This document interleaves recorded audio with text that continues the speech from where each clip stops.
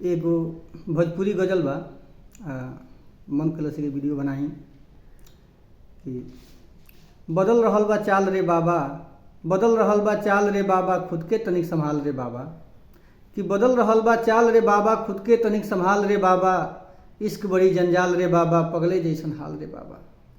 कि बदल रहल बा चाल रे बाबा, खुद के तनिक संभाल रे बाबा, इश्क बड़ी जंजाल रे बाबा, पगले जैसन हाल रे बाबा। खून पसीना सस्ता सस्ता, खून पसीना सस्ता सस्ता, महंगा रोटी डाल रे बाबा। कि खून पसीना सस्ता सस्ता, महंगा रोटी डाल रे बाबा। अंगुरी देखा देखा के चोट्टा, कि अंगुरी देखा देखा के चोट्टा, बजा रहल बा गाल रे बाबा। अंगुरी देखा देखा के चोट्टा, बजा रहल बा गाल रे बाबा। जिंदगी के का कौन भरोसा, जिंदगी के बा कौन भरोसा, कब आ जाई काल रे बाबा। कि जिंदगी के बा कौन भरोसा, कब आ जाई काल रे बाबा। का हमारी किस्मत में बाटे, कि का हमारी किस्मत में बाटे, सिक्का तनिक उछाल रे बाबा। का हमारी किस्मत में बाटे, सिक्का तनिक उछाल रे बाबा।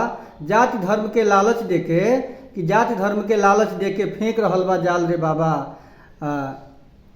गठबंधन कुछ ढीला बा, कि गठबंधन कुछ ढीला होता, गठबंधन कुछ ढीला होता, बदल गई सुरताल रे बाबा। दुश्मन आँख देखौलस केतनो, कि दुश्मन आँख ही देखौलस केतनो, टेढ़ भइल ना बाल रे बाबा। दुश्मन आँख देखौलस केतनो, टेढ़ भइल ना बाल रे बाबा। कौनो काम ना अटकी, कौनो काम ना अटकी कतहीं, कौनो काम ना अटकी कतहीं, सूर्य फेंक दे माल रे बाबा। कौनो काम ना अटकी कतहीं, सूर्य फेंक दे माल रे बाबा।